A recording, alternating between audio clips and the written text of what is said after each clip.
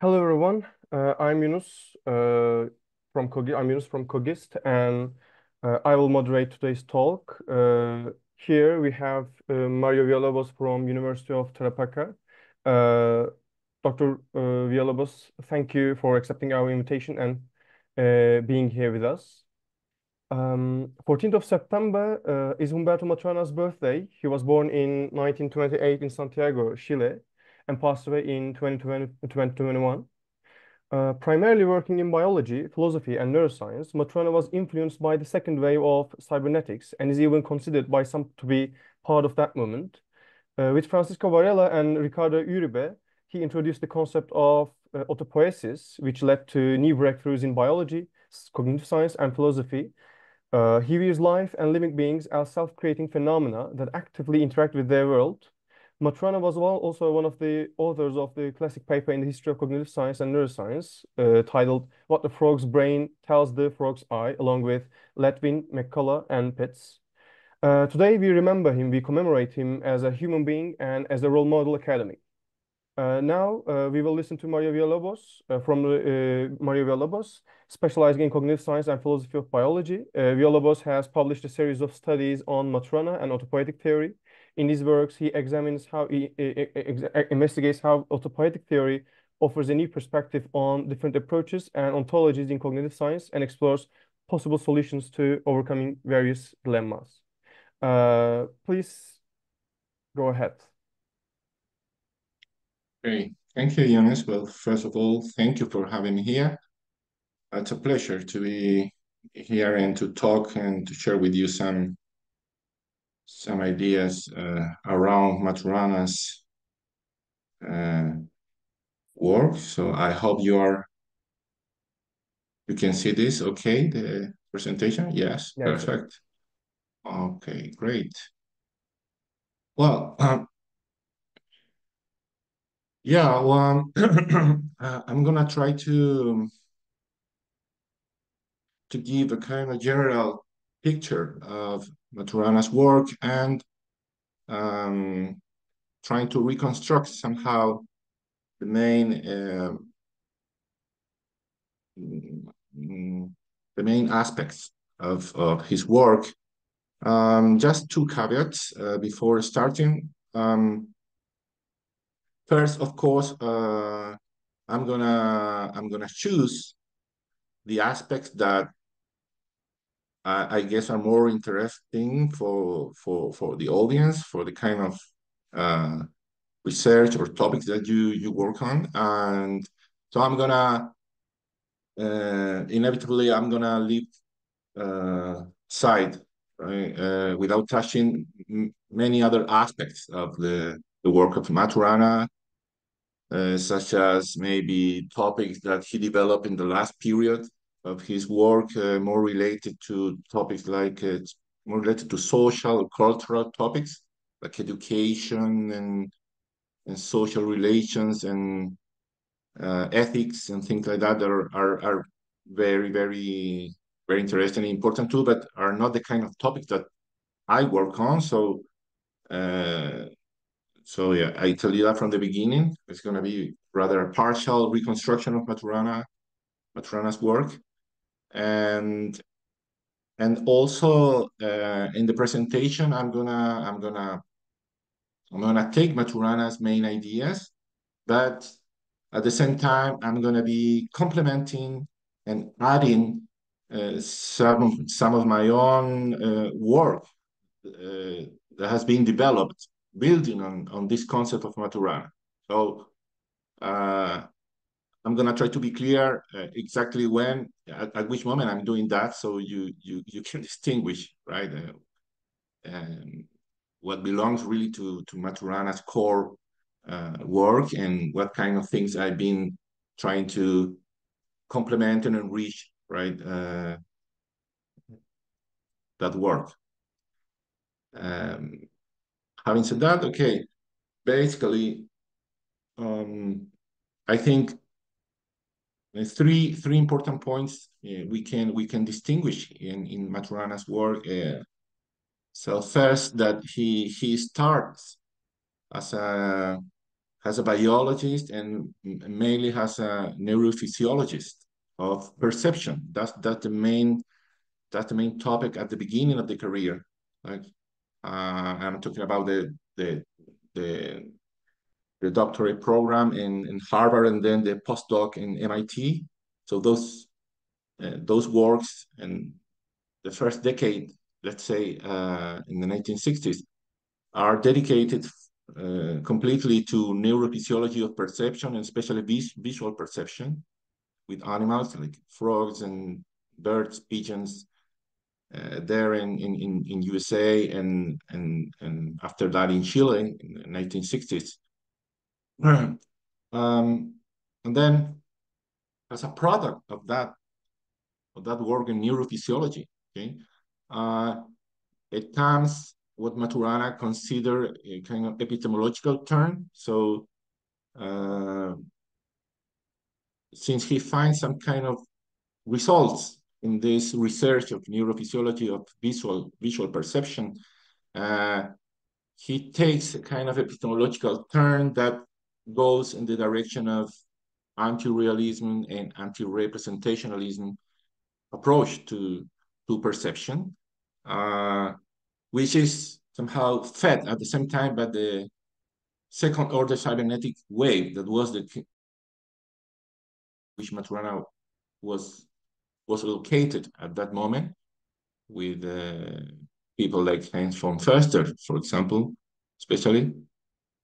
And so at that moment, I would say Maturana started to build kind of philosophical, epistemological conception around his work on neurophysiology of perception. And then, let's say 1970, we can take that year as an auxiliary hypothesis that it was in parallel addressing the question of the ontology of living beings. What are living beings? He developed the idea of living beings as self-producing systems, and so it comes as a byproduct, so to speak, of this neurophysiological work. The idea of autopoiesis that's going to appear in 1972 with the book in Spanish, De Máquinas y Seres Vivos, that book with Francisco Varela. The English version would appear in 1980, has autopoiesis and cognition. But the original presentation is in Spanish in 1972, autopoiesis. And then, well, finally, at the moment, you have the kind of characteristic pattern in Maturana, right? On the one hand, autopoiesis has a theory of living beings, what living beings are, and it comes as a grounding the previous conception of what perception is and cognition coming from neurophysiology. Okay, so and those components are going to kind of be articulated, integrated in the autopoietic approach to cognition. Okay. Then another point that we can pick up, right, is the Tree of Knowledge. It's a book again with Francisco Varela, which is a kind of more for divulgative purposes, but that still is a book in which Maturana can wrap up the idea of cognition, perception, living beings, evolution. It's quite a comprehensive view that is developed there in the 1980s. And finally, I would, I'm not sure this is the best word, but I'm calling this the last period that I'm going to address, let's say the 2000s and after, the metaphysical synthesis. And I call it that way because my mind seems to me that Maturana, along the years from the, let's say, 1970s and 80s and 90s, developed step by step kind of metaphysical conception, a more comprehensive conception about knowledge, reality, science, and the kind of basic assumptions that we should take to address topics like life, cognition, perception, things like that. So at least that is, in my view, one way of reconstructing his work. Okay, okay, that's as a general view. Now I'm going to move into, let's say, the first period of neurophysiology, biology. I would say that one of the main interesting ideas in Maturana in neurophysiology was to develop an epistemological reading of something that was already in the air, in the cybernetic atmosphere, was already the idea of feedback systems, okay? So kind of circular functional systems. But I think Maturana was one of the first in drawing from that kind of epistemological reading, in which he says, I mean, he says the implications of a circular system, a feedback system, right? So a system, we are talking now about the nervous system, right? For example, here in a frog. So a system, the nervous system has a system in which there is the functional organization. Since it's circular, it doesn't have any input or output as intrinsic properties. Okay, so this is the trivial observation that the sensory surfaces of the nervous system, let's say retina here in the eye, what this structure receives as perturbation or stimuli, if you like, from the environment, is somehow dependent of the motor structures of the system, which are connected with the sensorium too. So the nervous system as a whole, in functional terms, is a closed system, in the sense that what you receive here in the sensory surfaces is a function, so to speak, of how the animal is moving. It's moving around in the environment. And the other way around too, right? The movements are somehow a function of what the animal is receiving here and the sensory surfaces. So this functional circularity, it has an epistemological implication for Maturana, in which we should, from the methodological point of view, if we want to characterize the nervous system and its operations, we should try to take the nervous system point of view. Okay. The nervous system's point of view. And if you do that, you have to close the nervous system. That's the idea. So he says, we have to, this is a quotation, we have to close off the nervous system to account for its operation. So perception shouldn't be viewed as a grasping of an external reality, but rather as the specification of one, because no distinction is possible between perception and hallucination, the operation of the nervous system as a closed network. Okay, so the idea here is that the environment here is the observer. So the observer, what the observer sees as the environment let's say, this butterfly here or any back, I don't know. We as observer, we can see this has potential food or something like that. External, from the anatomical point of view, external to the frog, so that belongs to the external world. But Maturana the reading is that if the nervous system is a closed system from the functional point of view, and if we want to characterize its operation from its point of view, we have to see the butterfly as internal to the functional dynamics of the nervous system. From the functional point of view, of course, not from the physical anatomical point of view, right? But from the functional point of view, the butterfly is like an internal synapses of the nervous system. That's more or less the idea. So you close the system in the analysis. And if you do that, then it seems it's difficult to have a ground to say that the perception, in the case of frog, is grasping of an external reality.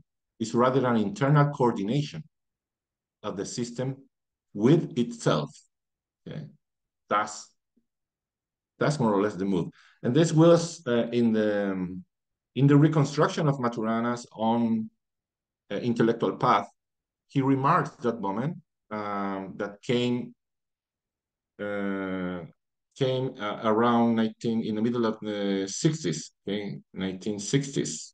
Because at the beginning, when he was, for example, when he published that very well-known paper, What the Frog's Eye Tells the Frog's Brain, it was still in the sort of traditional, realistic, and informational, representational picture of neurophysiology. But when he starts to work here in Chile in color perception, he makes this kind of epistemological change.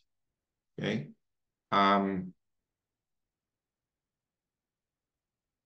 So appears in that period, let's say now 1970, appears a very important notion here in Maturana, the observer.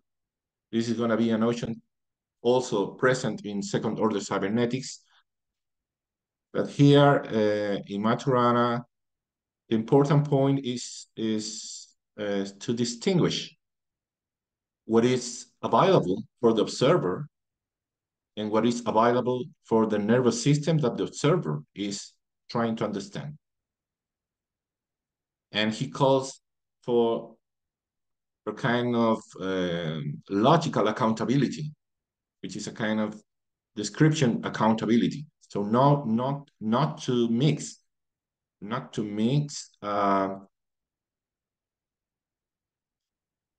the description that we can make as observers with the dynamics of the nervous system as a closed system.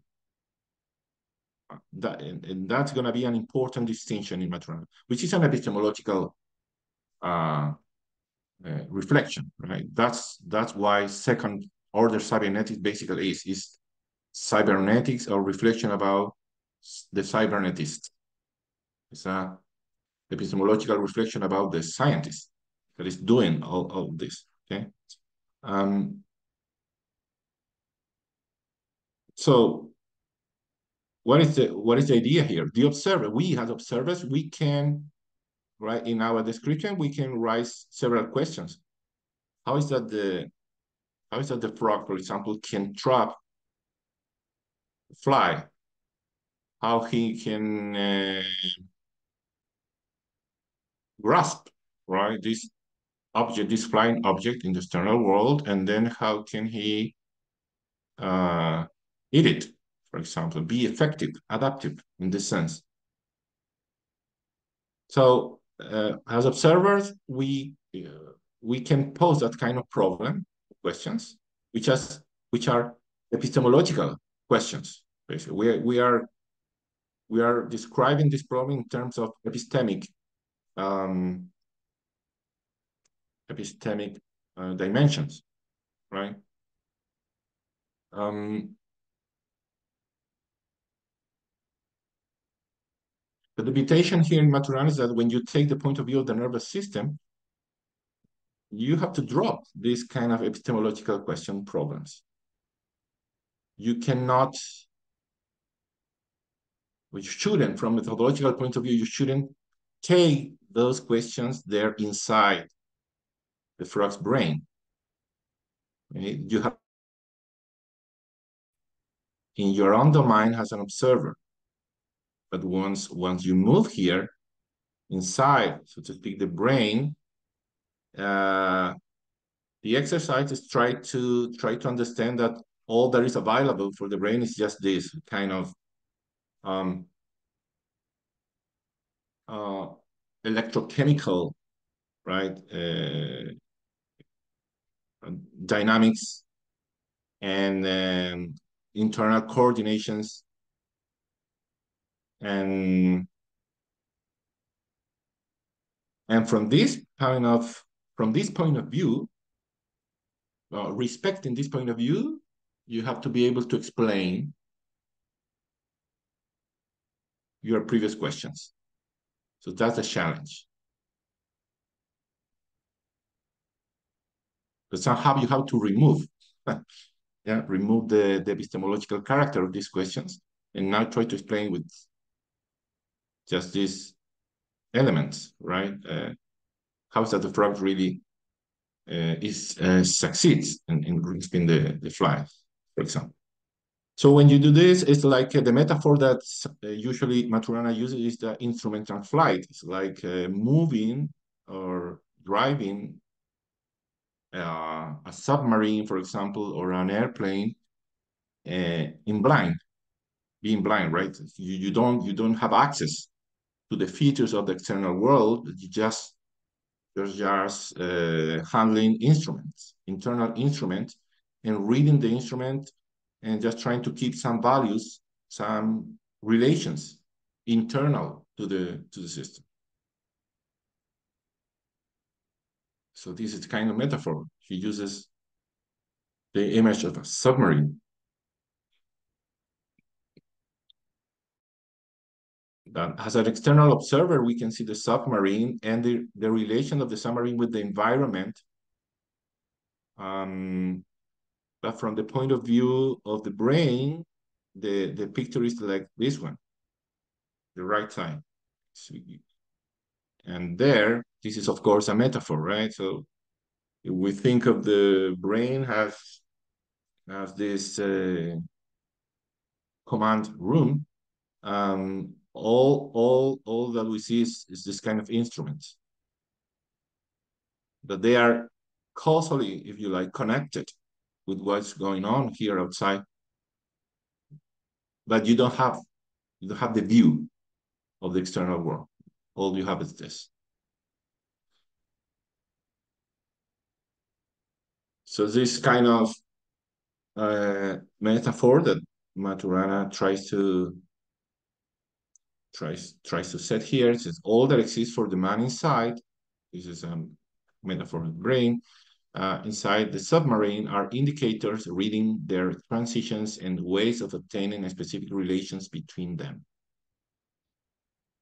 Specific relations between them. So this is, of course, an internal dynamic of the nervous system. Right? All that is accessible to the nervous system at any point are states of relative activity holding between nerve cells. Okay? And the nervous system is a system that functions maintaining constant certain states of relative activity, both internally at the sensory surfaces, with reference only to some of its other states of relative activity. For a period, Maturana used the notion of self-reference. So he described the nervous system as self-referential system, trying to emphasize the point that the nervous system is just dealing all the time with its own states and dynamics and trying to find internal relations of activity. So basically an homeostatic system. keeping certain equilibria in its dynamic. So it's the idea that the Maturana is trying to bring here is that the nervous system is not a window as we usually see it from the external point of view. It's not a window, it's not a radar or something like that is directed at the world, like waiting for information or data. So it's just an homeostatic system that is running its own dynamics in a circular, closed way. But it happens that the nervous system from the beginning is coupled, coordinated with the outside. And the outside for the nervous system is, from the physical point of view, the body, and through the body to the environment. And Maturana is gonna say something like, well, when you see the behavior, for example, of the frog, and you see the frog, and you describe this behavior as adaptive because you see that it's congruent with the environment, that's because the history, the ontogeny of that nervous system and the body and the environment has been just one history of coevolution from the beginning. So the coordination is a kind of natural expected result, because that's the way the nervous system appeared in the first place and developed in that adaptation. But this is not the case in this view. It's not the case that the nervous system produces adaptive behavior because it's a kind of window, epistemic window that is open to the external world. That's more or less the epistemological term. So of course here, the notion of reality as something that is there and that we grasp through perception, and the notion of internal representation, well, those notions are eliminated here for these reasons.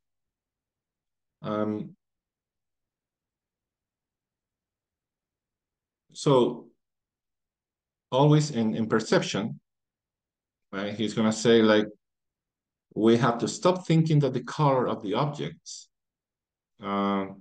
we see is determined by the features of the light we receive from the objects. Rather, we must concentrate in understanding that the experience of a color corresponds to a specific pattern of states of activity in the nervous system, which structure determines. So finally, it's a structure of the nervous system, the brain, that specifies the kind of color experience or any modality and perception. Finally, for Maturana, he says, what states of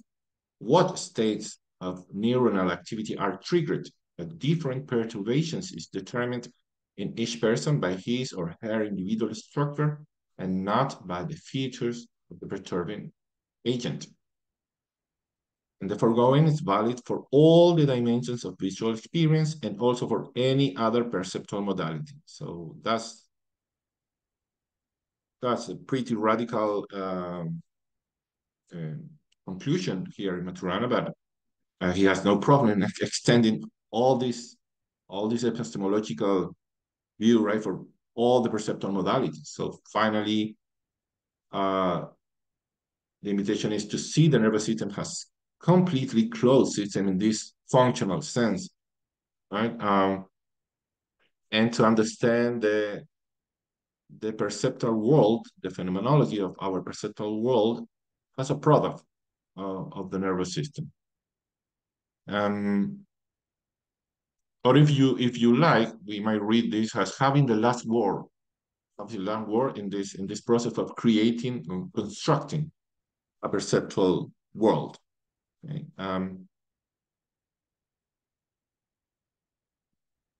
Now, what Maturana doesn't address here, and is not going to address, as far as I know, in his career, is the question of how is that the brain produces or generates this kind of experience. So this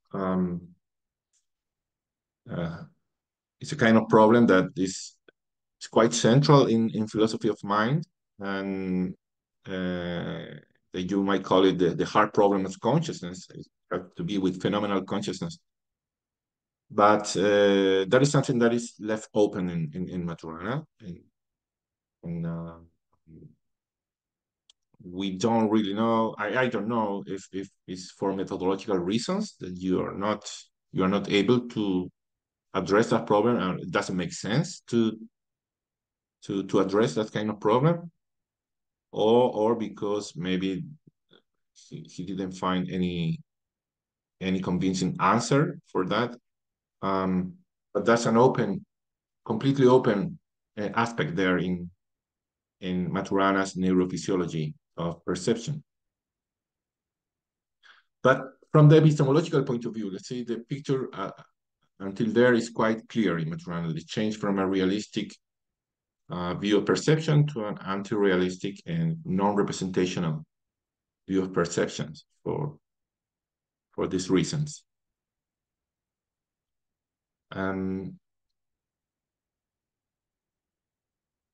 Okay, now then the second point that I would like to share with you is probably this is the most important characteristic work, which is the notion of autopoiesis to characterize living beings. Okay, so autopoiesis basically is the idea that living beings are self-producing systems.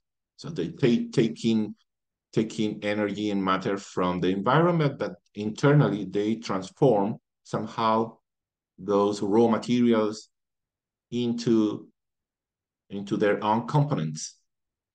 In that sense, living system would be self-producing system. But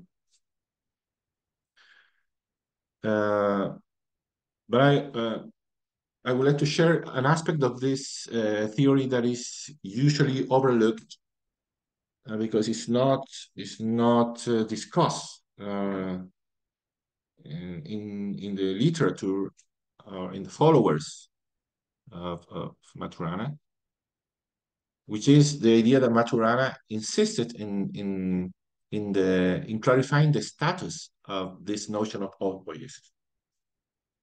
And he said that autopoiesis is not a definition. It's not a definition of life. It's not a definition of a living being, but it's an abstraction of what happens in actual realization of a living system. So he was very, very emphatic with this point. Okay, rejecting the definitional approach to life. So autopoiesis is not a theory that tries to provide that definition, but it's more an abstraction, theoretical abstraction of the dynamics of a living being. Okay? Especially in this case, is of the cell, unicellular organisms. That's the main focus in Maturana, to talk about autopoiesis. So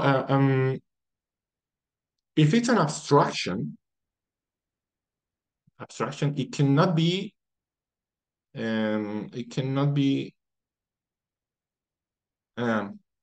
you cannot expect a strict identification between the abstraction and the concrete entity, right? So he's emphasizing that this is an abstraction. So you are removing a lot of properties and characteristics of concrete living beings, and you are finally handling an abstraction of that. That's what autopoiesis is. But on the other hand, he says living being and molecular autopoietic system are the same. Okay? The same. So here, maybe you have two ideas that might seem inconsistent, right, or contradictory somehow, because on the one hand, he's emphasizing that this is an abstraction, is like a map, so to speak, in the territory, right? So you're having a map. The map, you don't expect the map is giving you a concrete portrayal trail of the territory. It's an abstraction, okay? But at the same time, he says living being and molecular autopoiesis are the same. But what kind of identity is this one? Okay. Well, I would say that although this wasn't developed in Maturana, I think that the way we should read this is that autopoietic theory provides a theoretical identity hypothesis about living beings. It's not a definition, definitely. That's true. It's not a definition. But Maturana didn't develop an alternative from the point of view of philosophy of science, if you like. But in my mind, I think you can read this line has a theoretical identity hypothesis. Okay? The proposal of Maturana was at the beginning somehow quite, I would say now, perhaps too abstract. It was an abstraction, but it was excessively mainly abstract because the language was more like talking about operational processes and topology. That's the classical definition of an autopoietic system with no reference to material components or material energetic conditions for a living being, and also was quite focused on the unicellular life, cells. So I think that starting point in Maturana somehow restricted the reach of the theory. Today, with some colleagues, we are reading or proposing to read autopoietic theory has saying something like living beings are exo-autopoietic bodies.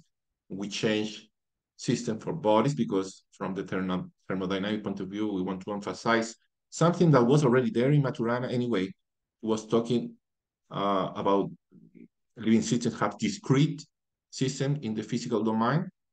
So the notion of body was somehow implicit there.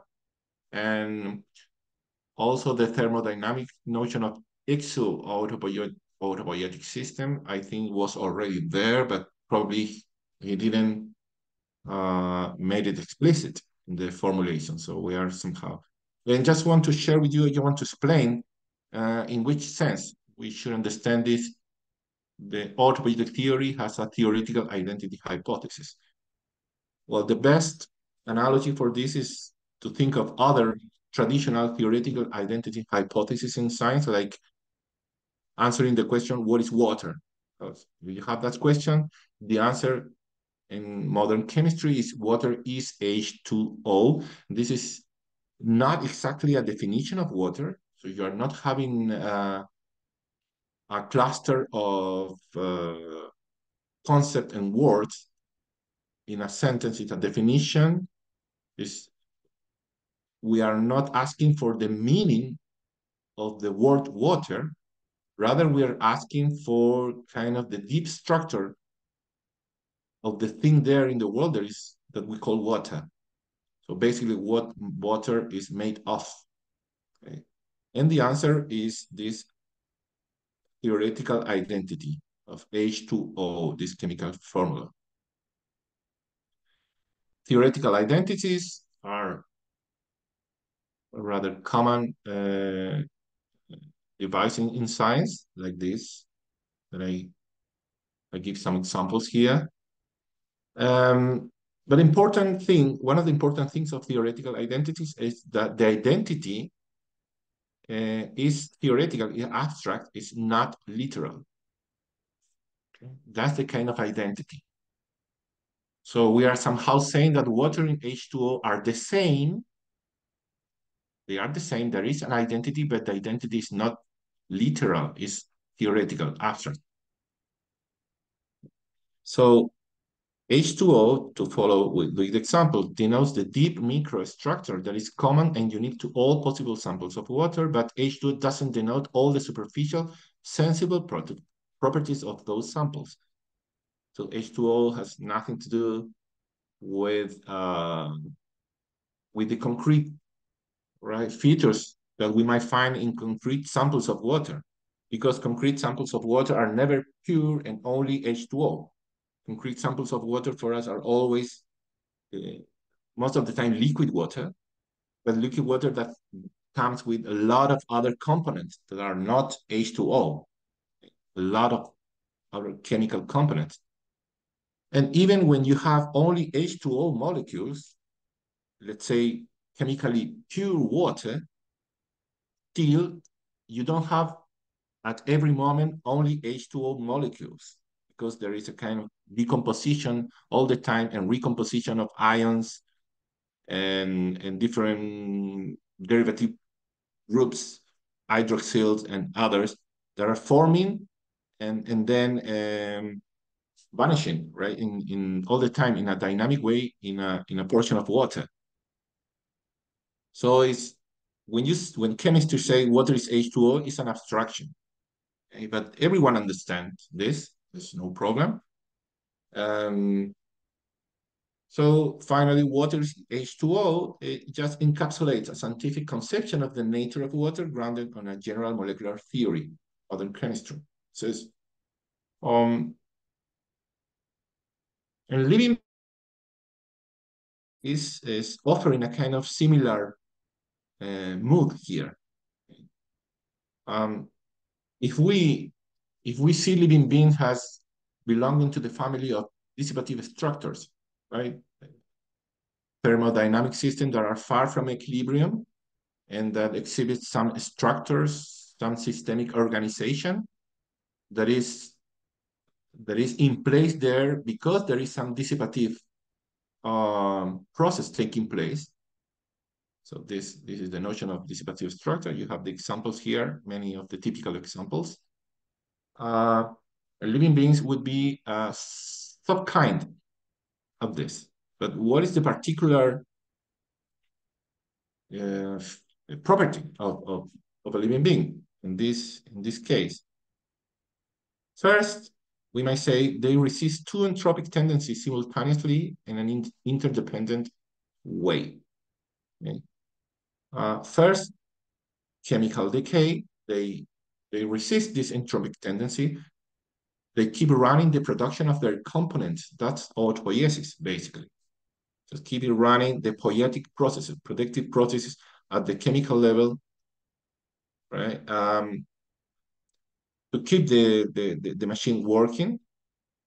And the other important entropic tendency that is resisted in a living being is spatial diffusion of components. So spatial dissipation. So living beings keep the spatial proximity of their components. And we call that bodies. Okay? They are bodies in this sense, this thermodynamic sense.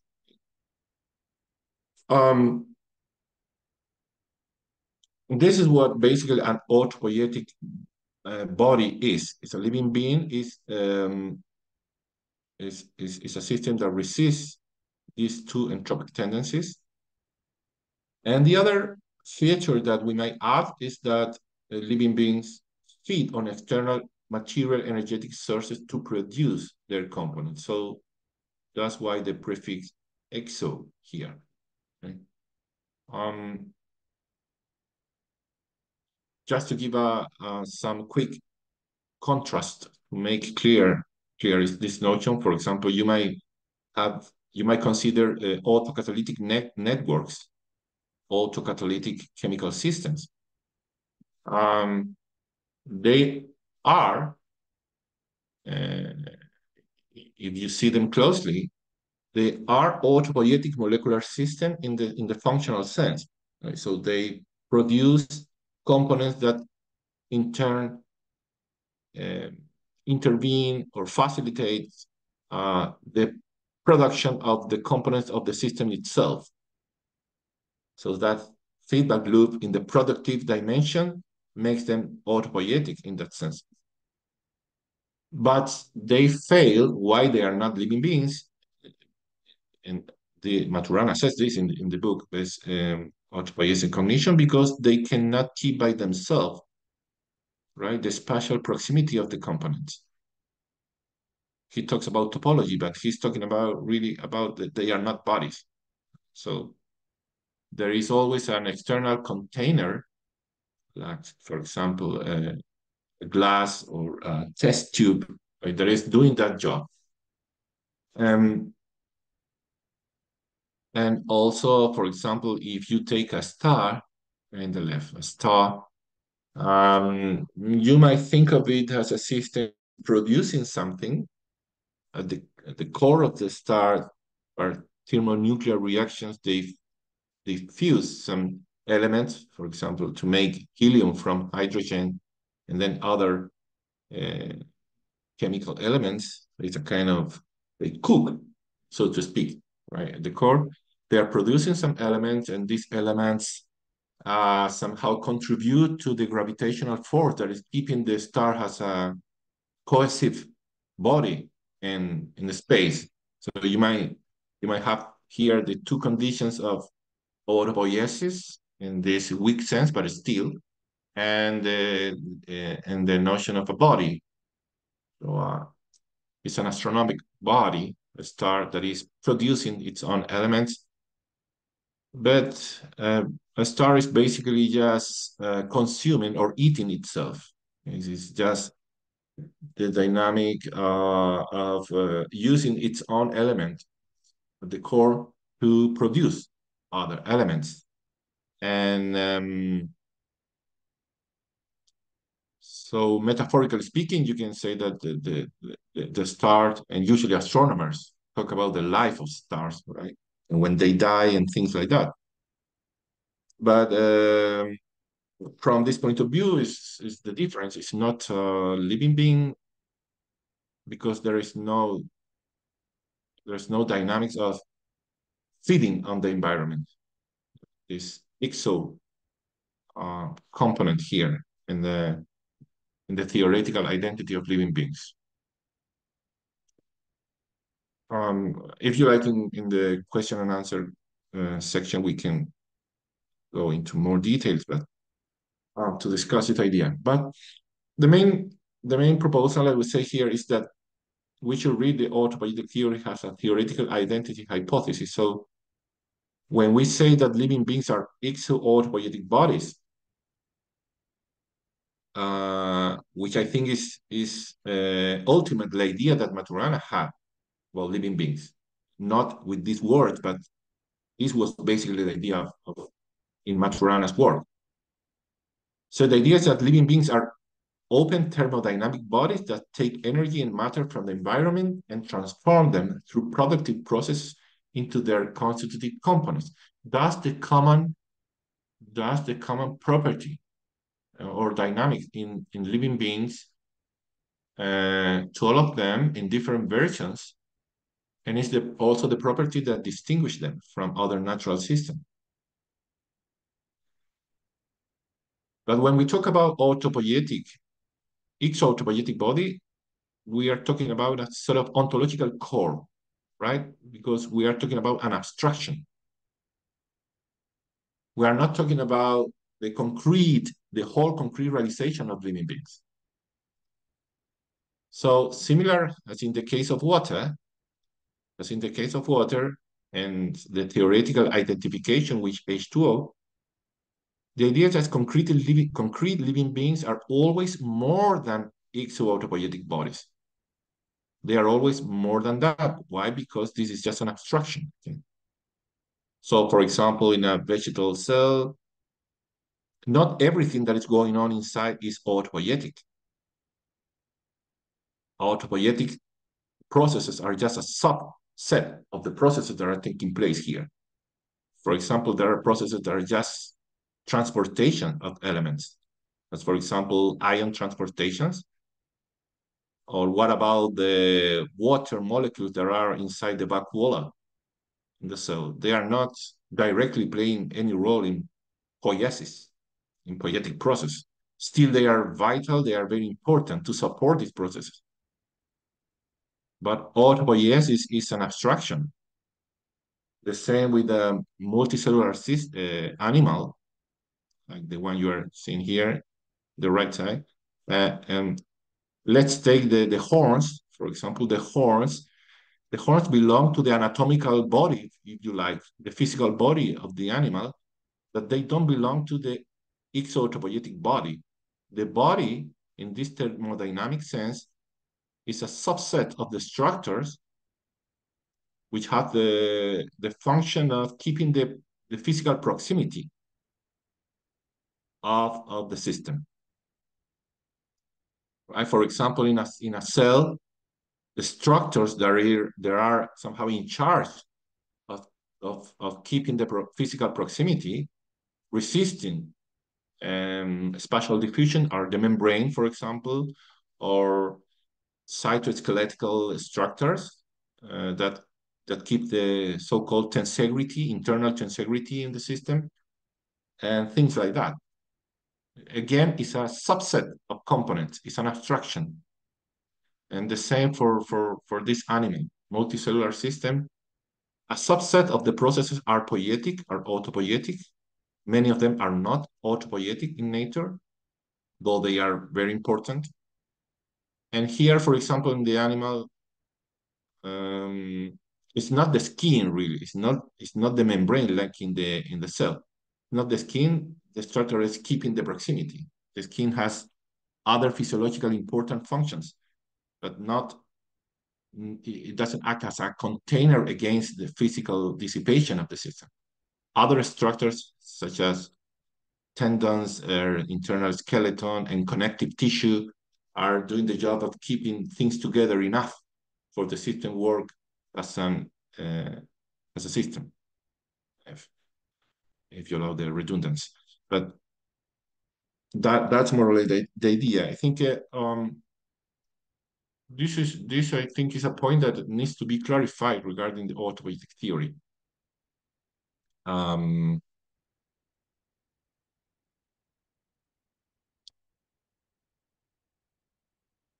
that helps to make sense of these apparently contradictory ideas, right? So on the one hand, it's an abstraction, but there is an identity, but we have to read it, I think, in the theoretical abstract sense. And finally, quickly, I'm going to move to the last point, which is I would call the metaphysical approach that Maturana built around the theory is which I would call strict naturalism. He didn't use this word, but I think it might be a good description of the metaphysical approach, the global approach. Quickly, it's very simple. It just says that we should approach living beings as natural system in the same way that we approach other natural system or other natural phenomena. And that's all. So we shouldn't bring fancy notions for special notions for living beings, like, for example, teleology or normativity or agency or things like control or regulations or seeing living beings as solving problems, especially epistemological problems, or trafficking with semiosis and messages and things like that, information or epistemic states or properties. So this is the point of view in Maturana, that finally living beings are not epistemic system, are not cognitive system. They are just like a boat drifting in the sea.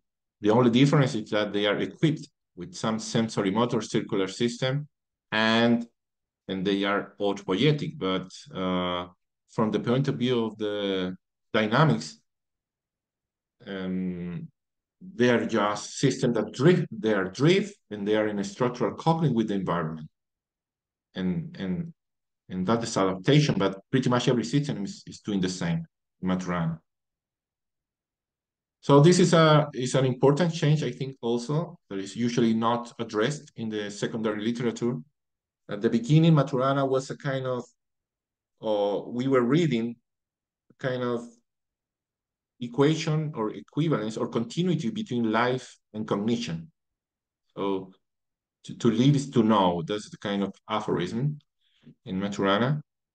But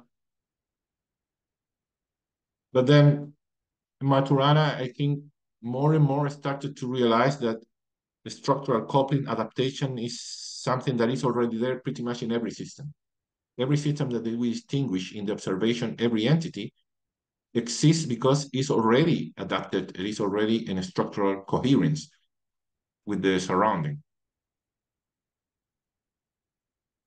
And so finally, in this last period, Maturana says something very, very, I would say very, very metaphysical in this sense, right? So it's existence entails cognition, but in which sense? Uh, it says, I speak of cognition only in relation to living system, but this is arbitrary. It says. Okay, this is arbitrary. Since what I've said in relation to existence applies to every entity brought forth through an operation of distinction. Therefore, I make this distinction only because I'm speaking of living systems, and the word cognition is historically bound to them through us. So this is arbitrary at the end of the day in Maturana, because if every system that you distinguish in observation is there because it's already adapted, is in a structural coupling with the environment, and if a structural coupling is the dynamics behind what we call cognition, well, every system is cognitive in that sense. But obviously, now we are not talking about an intrinsic property. It's something that we ascribe in the description. So I would say it's a long move from the young Maturana to the mature one, in which cognition stopped being a kind of intrinsic property of some systems, for example, biological system or nervous system, and it becomes more a conventional kind, a kind that we apply, ascribe to some systems that we consider they deserve this kind of descriptive tool, but that's more for pragmatic purposes, not because uh, we are picking up kind of intrinsic property in the system. So finally, here is a kind of interesting break in Maturana from, let's say, the metaphysical approach to existence, including living beings, and what we might call cognitive science as something that is operating at a different level,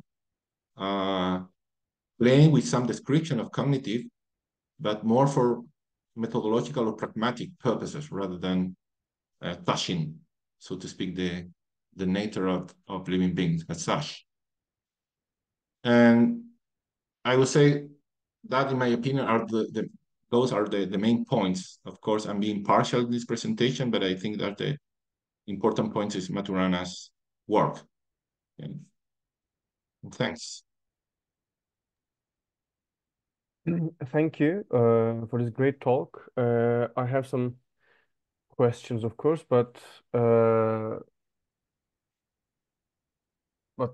I'm not first one who who will be asked questions. So hopefully, are there any questions, remarks, comments, or anything?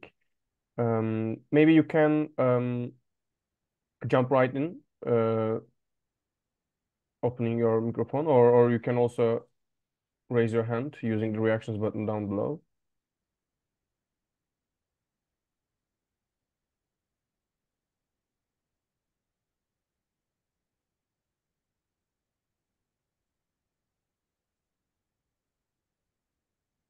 maybe I can begin with a question. Um, the first note here, you mentioned autopoiesis, keeping a stable body and exoautopoiesis. Um, this reminded me of the work by Mark Picard. I don't know, are you aware of him and or his work? He distinguishes between self-maintenance systems, recursively self-maintenance systems, and says that normativity emerges only at the level of recursively self-maintenance systems where random movement occurs, etc. So I just thought that might be useful for you in some sense if you're not available. I'm sorry, if you're not aware of his studies, but I don't know what you think about it, except that I know normativity is not a concept you would employ in Maturana's framework. But what do you think? I don't know. Yeah, yeah, I'm sort of familiar with Picard's work in interactivity or interactive theory. Um, yeah, well, as you might expect, I don't agree. I disagree basically with the interpretation and the distinction that he offers. Um, I very difficult for me to see any ground for this notion of normativity or teleology in these physical systems. Um, yeah, definitely for me, I mean, it's quite more convincing the approach of Maturana of the living beings. You see them as physical system, and he uses the word machine maybe to emphasize that you are dealing with ontologically trivial systems in the sense that they are just a complex bunch of mechanisms uh, doing some thermodynamic and chemical things that are peculiar in the sense that you're not going to find those mechanisms in other systems, and that makes the difference. That's why they are autopoietic. And but apart from that, I mean, there's it seems to me you don't have any place to introduce these notions of normativity. If the purpose is to characterize the operations of the nervous system, of the living system. Okay? Of course, if you want to move the descriptive framework, for example, if you take like a Jonasian approach, like you come from phenomenology or existential phenomenology, a kind of Heideggerian view, and you place yourself in that position, and then you see a living being, yeah, it's gonna make sense to use all these notions of normativity, teleology, and existential description. That's fine, and you're free, of course, to do that. Um, but but just to be aware that you are using a kind of descriptive framework um, to speak somehow about the living being. But Maturana is always trying to, I think, to take just the traditional scientific approach with those kind of descriptive tools, and then to try to speak the system by itself, right? That's more or less the exercise. And in that sense, yeah, but I disagree with Mark. Thank you. I see Anthony open his microphone. Go ahead, please. Thank you, Yunus. Mario, thank you very much for a wonderful talk.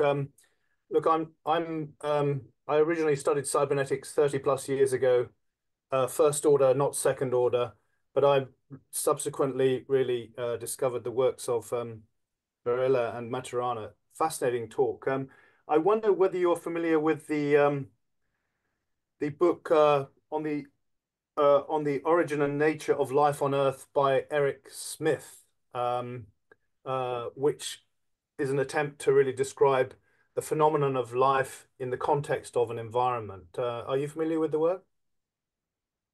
I'm afraid not with the book, but I know somehow his work about the origins of life, right? With Yes. What I find fascinating in that work is that essentially he's seeking, uh, you know, much as Maturana has done, and you've explicated here, not to observe, life as independently cognizing, and therefore to categorize it as such. But he uses a very simple 2 by 2 matrix to describe life. Uh, uh, uh, Molecular structures that donate electrons and molecular structures that accept electrons, and then autotrophic systems, those which take their exo inputs from the environment, chemical, simple structures, and heterotrophic organisms that of which we're an example, those that require, for want of a better explanation, the carbon-based inputs that we need to subsist.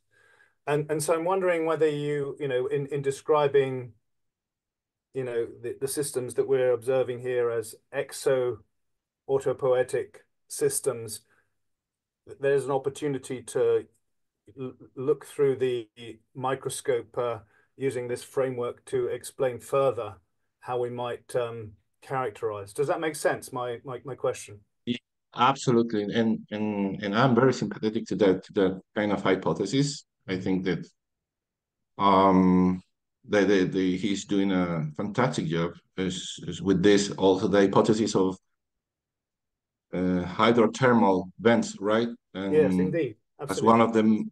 one of the hypotheses, more convincing hypothesis of the places where probably this very primordial minimal system of using um, using the gradients, thermodynamic, thermochemical gradients, strong gradients of those places, and probably thinking of at the beginning being helped with these micropores, right, of the structures, the kind of rocky structures, and using has at the beginning has the these cavities, so to speak, micro cavities has the container, right? But then Yes. in getting more and more complex, these chemical dynamics and network somehow producing their own borders to keep the proximity by themselves.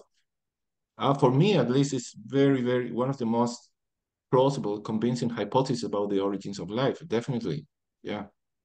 Fantastic. And yeah, and actually here in Chile, I'm starting to work with people working on prebiotic chemistry.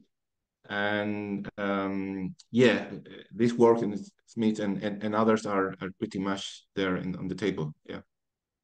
Thank you. Fascinating to hear.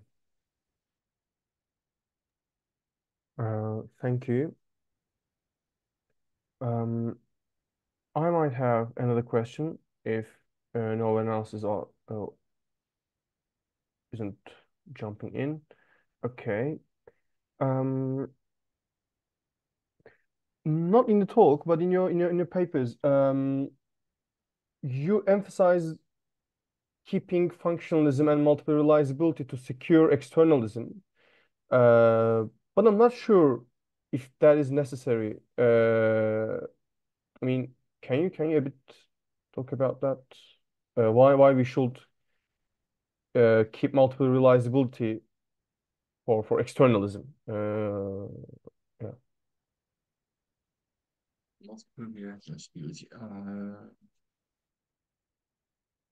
Yeah, well, at the moment, I'm not sure I can recover exactly that link. Uh, if it helps, in my mind, what I remember in that paper is the notion of symmetry rather than asymmetry. I think that was one of the, as far as I remember, that one of the key concepts. I think to uh, let's say to secure kind of secure at least to keep the door open to externalism and not or put a different way, sorry, to secure closing the doors and the windows to internalism counterattack.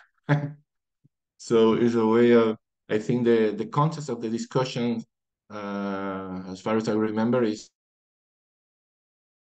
there are people trying to push, right, the externalist view of cognition, but on the other hand, they still keep a kind of, and somehow they keep the living being as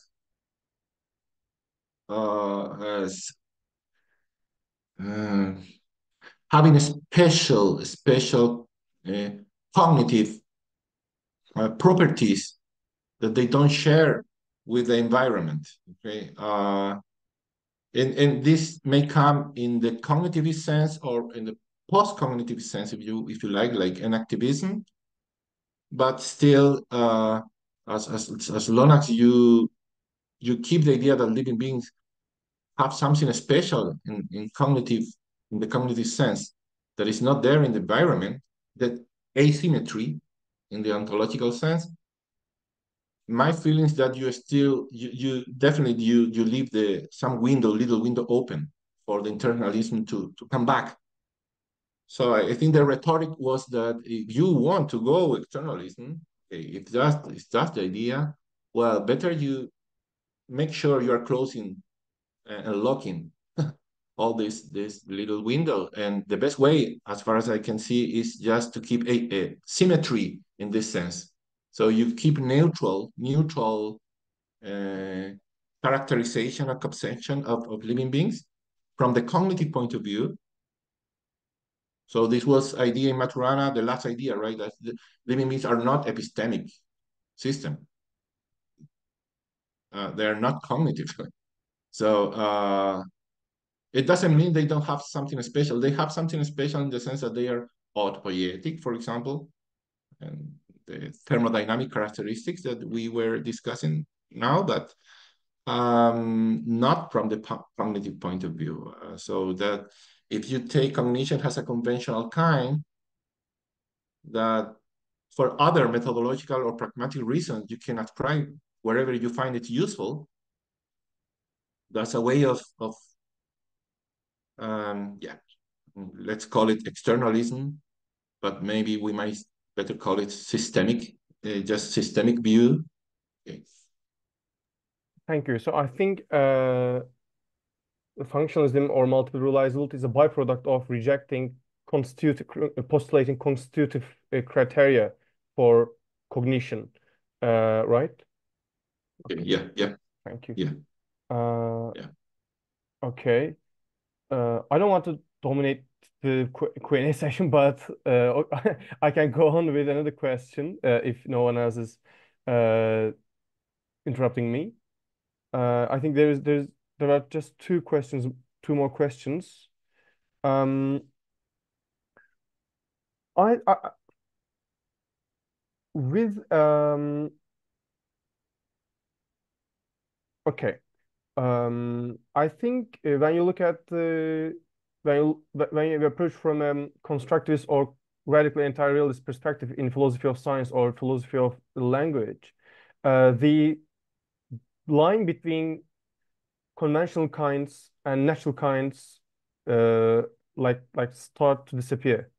I mean, is there really genuinely natural kinds? Natural is there? I don't know. I'm not sure. So what do you think about this distinction? Because you employ that distinction in your work. So I don't know. I'd like to hear Yeah. your. Well, in my opinion, I might be wrong with this, but in my opinion, you can keep the distinction within an anti-realistic frame. I know the traditional way we are presented with this natural kind is that they come with the attached realistic thesis, right? That you are kind of carving nature at its joint, and that means nature has something independent being there, and so yeah, in that sense, it comes loaded, so to speak, with the realistic. But I think that that's completely an additional element. Um, um, Within, and an anti-realistic framework, still it makes for me a lot of sense the distinction between systems that in your description, in your observation, appear as their characteristics are under a description that doesn't depend on the social conventions or cultural conventions that we agree, and other entities that they really depend on them. So still, it makes a lot of sense to make the distinction between, for example, my anatomical properties and my properties as a citizen, for example. Whether I am a citizen Chilean, Turkish, or other, it clearly depends on a cultural convention in the sense that this property may change. And it's something that you're not gonna be able to track if you review my physical, for example, constitution.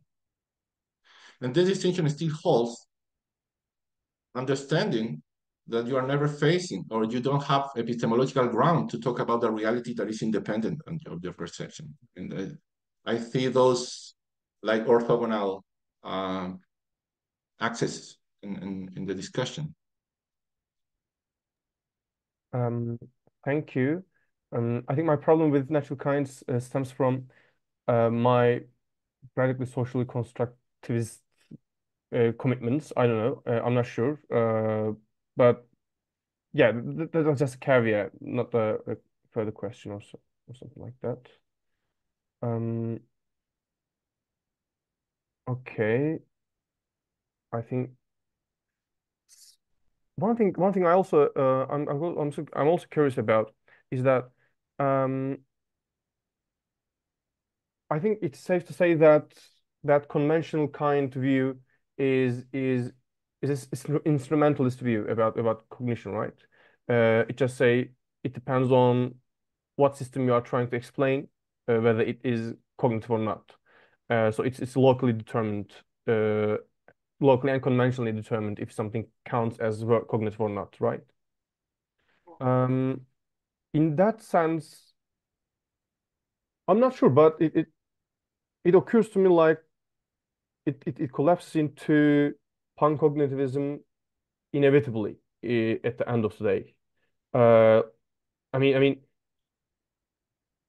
I'm aware that it is not logically implied or entailed, but like the securing a securing a state, I'm sorry, securing a stance.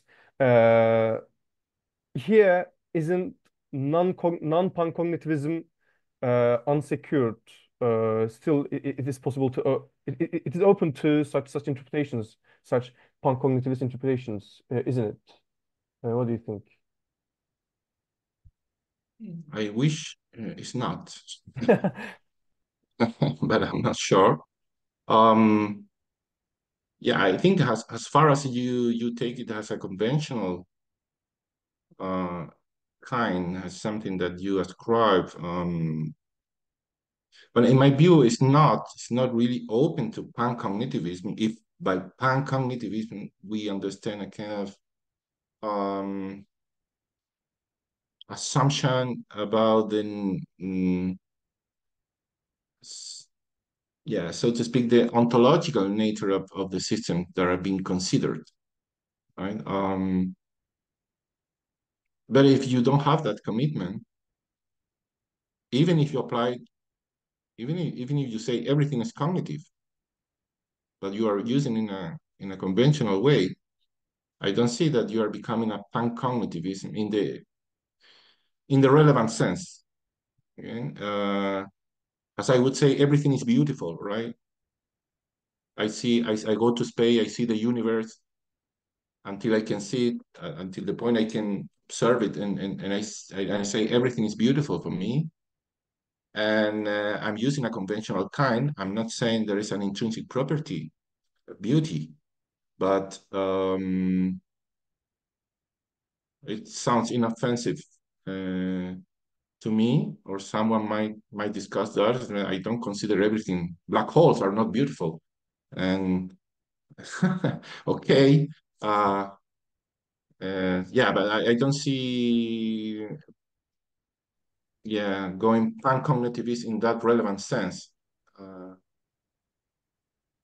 That's Yes. my, maybe it's just my wishful thinking. Okay. Anthony, please go ahead. Yes, thank you, Eunice. Mario, sorry to interrupt you there. Just as in your closing remark, I'm not a philosopher either, but what I'm interested in is what is the basic unit of cognition that we're utilizing to describe the challenge here? Is the electron that moves to Earth cognizant that it's moving to Earth? And the reason I make that point and use that example is because back to my previous comment about Eric Smith, the base conjecture that enables him to then develop the argument to describe how, as you've said, in this, I can't remember the name of the substrate, but this white smoker serpentine rock. I can't remember exactly the term of art, but the base conjecture is that we have an energy source at the core of the Earth, an energy source distant, the sun, and the sun's certain wavelengths from the sun's spectrum of emitted radiation break down water molecules in the upper atmosphere. The hydrogen wicks off into space, as a consequence of which there's a potential difference between the core of the Earth and the upper atmosphere, which drives a motion of electrons from core through to the upper atmosphere, and that's the basic mechanism whereby the chemical processes that result in what we describe as life start. And then his conjecture then as a back to the 2x2 matrix suggests that we have electron donating and electron accepting chemicals, and electron donating chemistry creates complexity, and electron consuming chemistry reduces that complexity. So my question is simply, is the electron cognizant? Is that the base unit here? I would say you can interpret that as an example of cognition if you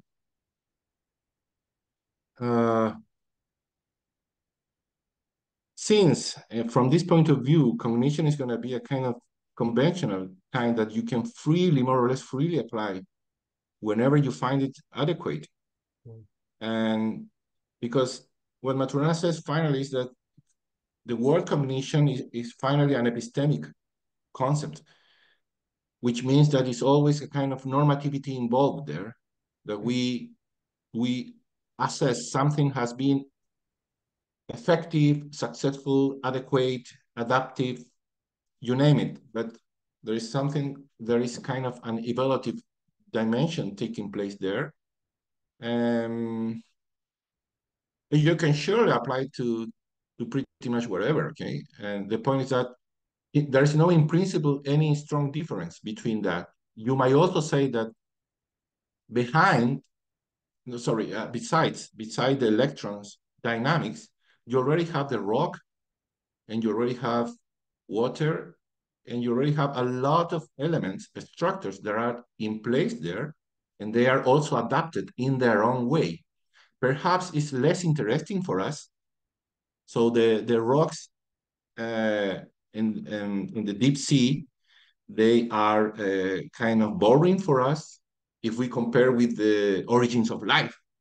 That is something that we find very, very interesting in the dynamics. And we tend maybe to keep the notion of cognition for those kind of special things, like the origins of life, of living beings. But Maturana says adaptation as a condition is a metaphysical condition for pretty much everything that exists. So every system is adapted in that sense. And the idea of chemical dynamics in which electrons are passing there from here into there, and those dynamics, this coherence, articulation, organization is just another version of adaptive mechanisms. So yes. if you want to call that cognition, that's okay. For example, and you want to keep just for those instances, and you don't want to call cognition what the rock beside is doing, fine. You might add some criteria to make the distinction, but there is nothing ontological in principle making the difference. That would be the answer from the Maturanian point of view. Yeah, if I may, then just to extend the thought, to invoke Heidegger, from being and time. We are organisms that, even if we're not accepting the concept of teleology, as a characterization of a living system, but we are organisms that take a stand on ourselves, and we are directed through life, with that concept of time towards death, as a consequence of which our conception of time is, our own internal construct. Whereas, if you back to your point about the rocks, the lithosphere, the Krebs cycle, which is one of the fundamental processes enabling life, has its origin, according to Smith, also in the lithosphere. It's just that we can't observe it as such because we don't understand rock time in the same way as we understand human time. Okay, nice. So you are a philosopher after all, right? That's I'm an amateur philosopher, perhaps. yeah, nice thought. Thank you. Thank you. By the way, my worry with conventional kinds, I think, is that in the history of science, or uh, even in the history of a single research program, metaphors or heuristics become easily literal interpretations ontological interpretations of things. So even though it is logically close to any such interpretations, communicatively, I think it still carries such dangers with it. I don't know. At least it's a worry for me. Um, about natural kinds. Sorry, about conventional kinds. Um, I don't know. Are you going to say something?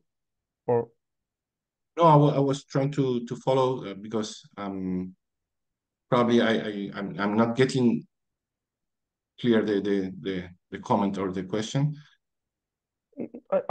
it was just a caveat about my last question on conventional kinds, and Ah, if they're open to ontological interpretations either. So it was just a caveat, not another comment or another separate comment or question. between the distinction about the distinction between conventional kinds and natural kinds, No, and about whether conventional kinds view on cognition is still open to ontological interpretations like pancognitivism, or not. yeah, the risk of Yeah, uh my worry is that well, even if maybe it's not logically so. maybe we should refine, right, refine the notion of ontology, because still you can say that conventional world, so to speak. Let's take Searle, for example, John Searle's notion of the social, right? The social ontology. So it's the way social entities exist, what they are, and they are constituted by conventions, right? Because we agree to treat something as being something, basically. Like money, for example, or political institutions, things like that. So there is an ontology, if you want. Yeah. So when we talk about pan-cognitivism, I'm thinking more about a pronunciation of the cognition has natural, intrinsic, non-conventional status, right? Um, for example, an economist might tell us, man, everything is money, right? Just everything. Everything is something that I can offer as a good in the market, pretty much. is that pan-monetarism or something like that? In a sense, it is. In a sense, it is. Still, it's not a metaphysical pronunciation about an intrinsic property of things. It just means that we can expand and extend this approach that everything is money, pretty much everything, and there's no in principle contradiction in that, and that's fine. But still, we know that he's taking that view not as at the same level, for example, that chemistry or physics talks about things, right? It's just a different level. It is still, if you will, an ontology, and still you can go pan something at that ontology, and in that sense, you might say yes, this is open to pan cognitivism, in the sense that you can extend cognition to just pretty much everything, but still, I would keep the difference of descriptive levels, right? That's something like similar to economy, and keeping biology more similar to chemistry and physics. I don't know if that makes sense, but at least that's what I have in mind, more or less. Thank you. That makes sense. Uh, it's uh, it's been like one and a half hours, so maybe we can finish it here. Yeah. Thank you, Dr. Mario Villalobos, and thank you all the participants for joining us today. Uh, I think that's it. It was great to listen to your talk. You know, I'm a big fan of your work and the Maturana's work. So it was quite. I was quite excited to for this event, and see you until next time. Okay. Again, thanks to you for inviting me, and it was a pleasure. Bye bye to everyone. Thank you very much. Tremendous. Bye bye.